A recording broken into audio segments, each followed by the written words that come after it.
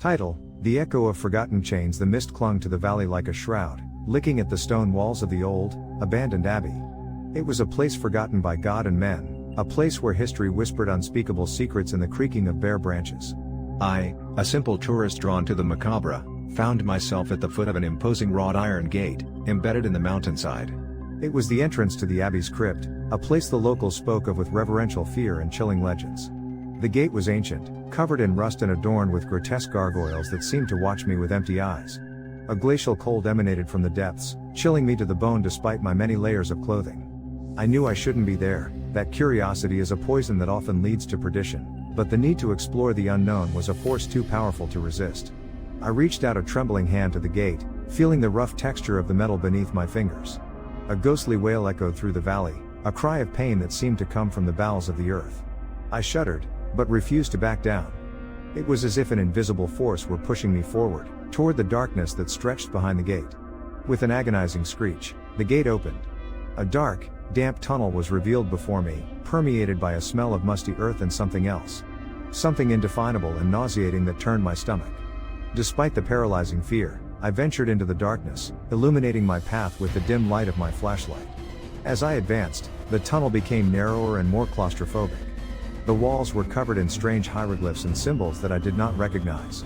The ghostly wail intensified, becoming a chorus of tormented voices that seemed to whisper my name. Suddenly, the light from my flashlight illuminated a spectral figure standing at the end of the tunnel. It was a guardian, an ethereal apparition shrouded in rags and rusty chains. His face was a mask of pain and suffering, with sunken eyes that shone with an inhuman intensity. "You cannot pass," a guttural voice resonated in the tunnel, a voice that seemed to come from the depths of hell. Fear paralyzed me. I couldn't move, I couldn't speak, I couldn't even breathe. The spectral guardian approached slowly, dragging the chains as he walked. Each step echoed in the tunnel like a hammer blow to my sanity. I tried to back away, but my feet were rooted to the ground. The guardian stopped in front of me, extending a skeletal hand towards my face. "This is a forbidden place," hissed the guardian. "A place where the dead do not rest. A place where suffering is eternal." I felt a glacial cold that burned my skin. The guardian was stealing my warmth, my vital energy.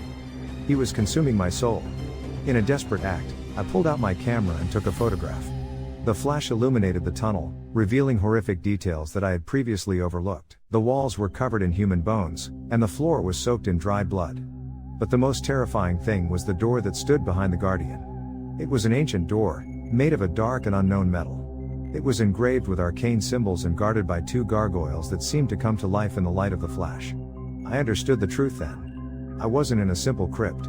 I was in the antechamber of hell. The guardian screamed in pain when the flash hit him. He retreated a few steps, giving me enough time to escape. I turned and ran as fast as I could, stumbling and falling in the darkness. The ghostly wail chased me as I ran through the tunnel. I felt the cold hands of the guardian trying to grab me, the chains rattling behind me. Finally, I reached the abbey gate and emerged into the moonlight. I fell to my knees, gasping for air and trembling uncontrollably. I had escaped from hell, but hell had not escaped from me. Since that night, I have been tormented by nightmares and horrible visions. I hear the ghostly wail in my dreams, I see the face of the guardian in the darkness. I know I will never truly be safe. But the worst of all is the photograph I took in the tunnel. I keep it in a safe place, hidden from the sight of others. Because in the photograph, the gate of hell is open, and something else is coming out. Something that is looking for me. Something that will not rest until it has claimed me.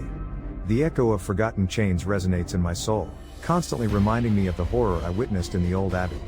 And I know, with a chilling certainty, that my time is running out. The guardian is waiting, and the gate of hell is always open.